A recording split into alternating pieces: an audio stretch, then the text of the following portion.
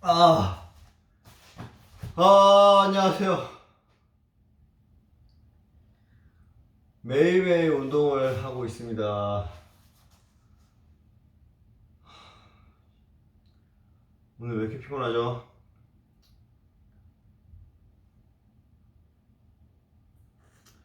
지금 허리에 근육통이 심합니다. 지금 그래서 한 3일 전부터 계속 팔굽혀 펴기만 하고 있어요. 스쿼트도 못하고 윗몸 일으키기도 못하고 아무것도 못하고 있습니다. 팔굽혀 펴기랑 턱걸이도 해봤는데 턱걸이도 허리가 아프더라고요. 왜 그런지 모르겠습니다. 그나마 팔굽혀 펴기가 가장 안 아프고 그래서 팔굽혀 펴기를 하고 있습니다. 오늘도 팔굽혀 펴기를 해야지. 오늘은 3월 31일. 날씨 너무 좋았죠? 봄이에요, 봄. 진짜 황사 없는 이 봄 날씨는 날씨 너무 좋았습니다. 진짜 해외 가고 싶어요. 이 미세먼지 없는 날씨 진짜 좋은 곳으로. 더워도 좋으니까 날씨가 좋았으면 좋겠네요. 아니면은 먼지라도 좀 없었으면 좋겠어.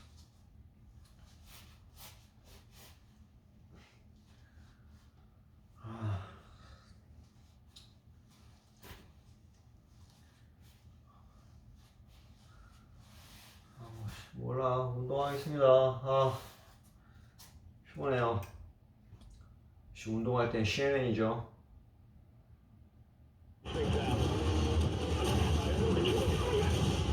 과연 인간은 이 재앙을 막아낼 수 있을까요? 유전자 조... Culture and finance. I'll speak to newsmakers, risk takers, and the ultimate game changers. Bold moves, big deals, winning trades. It's all right here. Make CNN your first move. First Move with Julia Chatterley. Tonight on CNN.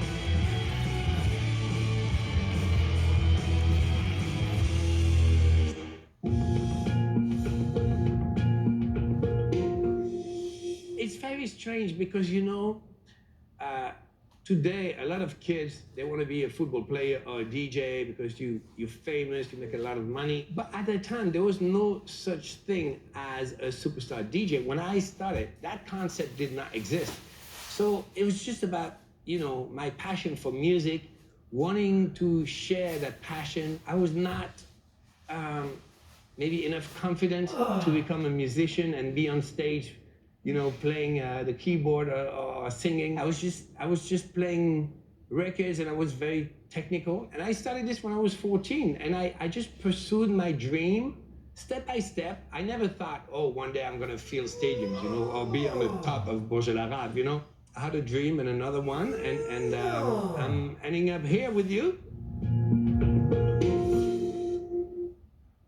I'm Anna Stewart in the city of London, and this is CNN.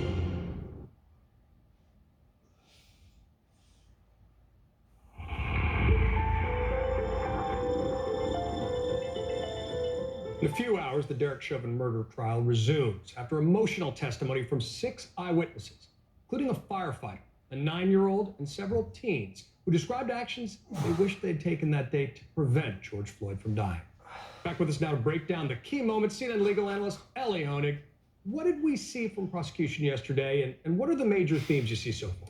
Yeah, John, so we saw a steady stream of witnesses from the prosecution yesterday who provided devastating evidence. Any of those witnesses, by the way, could have been a star witness in an ordinary trial. This is no ordinary trial. They gave firsthand accounts of what they saw outside of Key Foods that were vivid and detailed and compelling. And a key theme is emerging here. Every person who saw what Derek Chauvin was doing to George Floyd that day recognized that it was wrong, that it was dangerous, and that it was potentially lethal. Let's take a listen. My instincts were telling me that something's wrong. Something is not right. I don't know what, but something wasn't right. I did call the police on the police. Right. And why did you do that? Because I believe I witnessed a murder. I almost walked away at first because it was a lot to watch, but I knew that it was wrong and I couldn't just walk away. He wasn't moving and he was cuffed, and that's a 3 grown men is a lot. Of putting all their weight on somebody is too much. A couple key details emerged yesterday. That witness we just saw, the firefighter EMT, said she tried to intervene. She tried to come to George Floyd's aid, take a pulse, and she was turned away by the police. The second recurring theme, several witnesses told us that it looked to them like Derek Chauvin was trying to drive his knee harder into George Floyd's neck. Both of those things go to intent. Those details really matter to a jury. Ellie, how about the defense of Derek Chauvin? Have they made any dent in the prosecution's case? Well, they're still probing. It's still early. They're looking for a weakness. I don't think they've identified a major weakness yet. The main defense we've heard so far is this sort of unruly crowd defense, which to me is completely not compelling, completely not convincing whatsoever. This notion that the police officers were so upset or distracted by the crowd, which was hardly unruly, that they couldn't do their job is really hard to swallow. And that defense backfired on the defense lawyer in a major way when he was cross-examining the EMT firefighter. Let's watch that one. Do you think it would make your job fighting the fire harder if someone started yelling at you and telling you that you were doing it wrong? I'm very confident in the training that I've been given, so I would not be concerned. What if they started calling you names? Like I said, I know my job, and I would be confident in doing my job, and there's nothing anybody could say that would distract me. She just annihilated that unruly crowd defense. The defense also made another mistake. When they were cross-examining the young witness, a woman named Darnella, the defense at one point asked, "How has your life changed since this event happened?" The problem is they left the door open, and when the prosecutor got back up, he picked up on that line of questioning, and it led to the most dramatic moment of this trial so far. Let's watch that moment. Would you tell the ladies and gentlemen how your viewing, experiencing what happened to George Floyd has affected your life? When I look at George Floyd, I look at my dad, I look at my brothers, I look at my cousins, my uncles. The jury absolutely will remember that moment. I think we all will. Ellie, look, in your experience, and this is a tough question in some respects, what's next? What are we going to see today on the coming? Yeah, so the firefighter EMT who we saw before, she'll be on the stand when this trial resumes in a couple hours. I think we're then going to see more eyewitnesses who were there outside of Key Foods. Now, at some point down the line, this trial will start to get more technical. We'll get into the expert witnesses, and we're going to see two types of expert witnesses. One, we will see experts on police training and police use of force, including the Minneapolis Police Chief Arredondo. That is going to be remarkable testimony to see a police chief testifying against one of his own former officers. And second, we'll start hearing from medical experts about the various causations of George Floyd's death and whether that death can be tied to Derek Chauvin's actions. That's going to be a key aspect of the defense. That's going to be a key issue for the jury to decide here. Both of those will be fascinating. Ellie, thank you very much for breaking it all down for us. Thank you. Well, there's a major problem at the White House. The Biden's dog, Major John, is involved in another biting incident. Okay? So what, John? Stop. Stop. I'm the punster here. Listen, what happens now? We have a live report.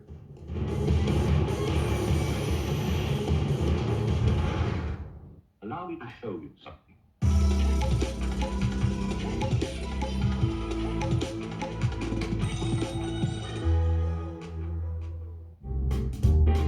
The New York World's Fair of 1939, and I declare it open to all mankind.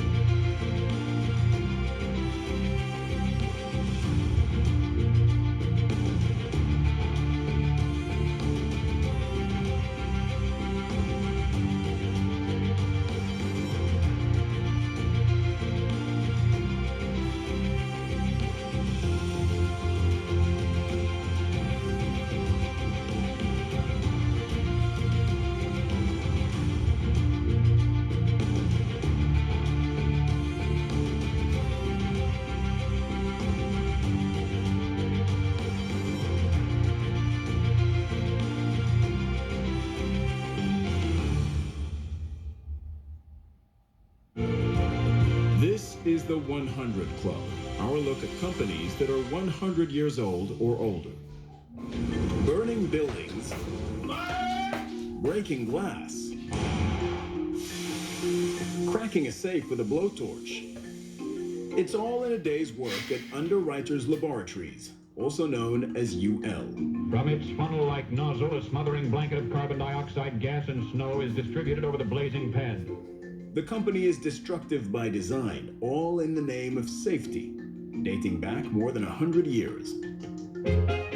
So it was 1893, and Chicago was hosting the World's Fair, the Columbian Exposition, and the fair was going to be illuminated with lights. And the underwriters to the fair started getting a little concerned about, what is this electricity? We actually need someone to inspect the fair. So then in 1894, Underwriters Laboratories was founded by William Henry Merrill. In those early years, items deemed safe by the company's inspectors were declared UL listed and actually inscribed on a list. Manufacturers applied and had their products certified would put Underwriters Laboratories ink on the product. Well, in time, that was a lot of real estate on the product, and we had to shorten it. Want a daily dose of Fareed and his team? Now you can get it with Fareed's Global Briefing, the newsletter that gives you the best insight and analysis on global affairs. Go to cnn.com/Fareed to sign up. I'm Delia Gallagher in Rome, and this is CNN. In the Rome. Okay, developing this morning, 2 U.S. Capitol police officers who battled the violent mob at the Capitol are suing former President Trump for the physical and emotional injuries they suffered in the siege. The officers are the first members of law enforcement to sue in court.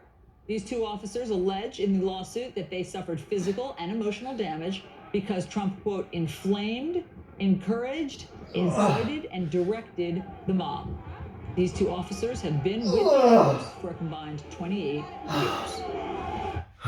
And there's a major problem at the White House. Yeah, we repeated that joke. The Biden family's dog, Major, involved in yet another biting incident. The White House confirming a National Park Service employee got nipped on Monday on the South Lawn. CNN's Kate Bennett, live in Washington with more. Kate. Well, John, as you say, this is the second incident that we know of where Major has nipped, the White House says. My sources are telling me it's more a biting incident of 2 staff. First, earlier this month, there was a Secret Service agent that also required medical attention. A Monday's nip bite was a Park Service employee on the South Lawn. The White House told me that Major was out for a walk on the lawn when this incident happened. The worker, I'm told, needed to stop work and again be treated by the White House medical unit. The White House says the worker later returned to work. This is becoming an issue, and I don't think anyone blames the dog here. I want to make that clear. The dog is in a new environment. The White House has a lot of people, unfamiliar faces. The president himself addressed the issue, the first issue earlier this month in an interview, and said 85% of the people there love Major. And the other 15% perhaps might be afraid of dogs, is what he said. But he said Major is lovable. He said Major was receiving training. Major returned to the White House within the week. And here we are again talking about yet another incident with the dog. Perhaps the White House environment is not the best place for Major. He's 3 years old. And this might be just too many people, too many new environment, too much unfamiliar faces. This could be something that maybe the White House will experience again. And so certainly people are talking about poor Major and his problems with staff. Who will speak up for Major? 3-year-old Major. Well, it's good to see dogs back in the White House at least. Thank you very much, Kate. Thanks. All right, we've got a Cinderella story advancing in the Final Four, the big upset that has UCLA still dancing. Details up next in the Bleacher Report. From the first four to the Final Four.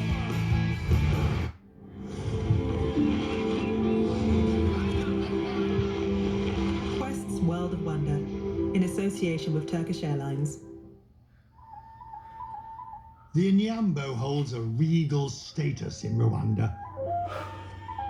I'm not joking. These cows are serenaded, pampered, adorned. I'm just waiting to be gored by. 마지막 10개만 하고 끝내겠습니다. Very gentle. We raise our hands like this. It's like Inyambo's horn. It's easy. Like this.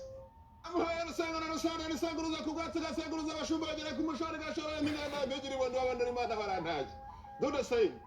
I have no idea what I'm doing. Giving someone a cow as a gift is a sign of great respect. You can't betray someone who gave you a cow. Beautiful.